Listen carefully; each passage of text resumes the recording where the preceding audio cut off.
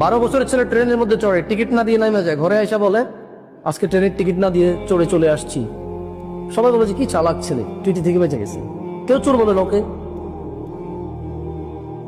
আপনার তোমরা যে 3 জন বন্ধু আছে, তোমাদের মধ্যে সবচেয়ে চালাক বন্ধুকে যে বেশি মেয়ে পটাতে পারে, সেটা ঠিক না?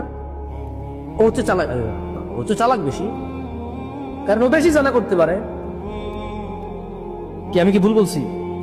তোমাদের মধ্যে তোমাদের স্কুলে যে ছেলে মেয়ে তোমরা একসাথে পড়ো, কোন মেয়েটা বেশি ভালো? যে মেয়েটা তোমার চিঠিটা তোমার পছন্দের মেয়েটাকে দিয়ে আসে এবং খুব বুঝেছে যাতে তোমার সাথে প্রেম করো, ওটা বেশি ভালো না? মন নরম না মেয়েটা? This are the definition of softness. বাংলাদেশে মন নরমের ডেফিনিশন হচ্ছে তোমার প্রেমপত্র পৌঁছে দেওয়া। বাংলাদেশের চালাকির ডেফিনিশন হচ্ছে চুরি করতে জানা, কাউকে ধোকা দিতে জানা।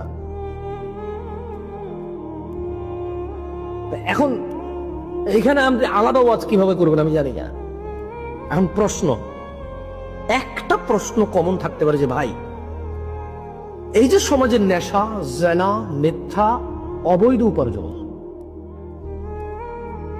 এই যে সমাজের নেশা, জুয়া, জেনা, ব্যভিচার, অবৈধ উপার্জন, মিথ্যাচার, জুলম,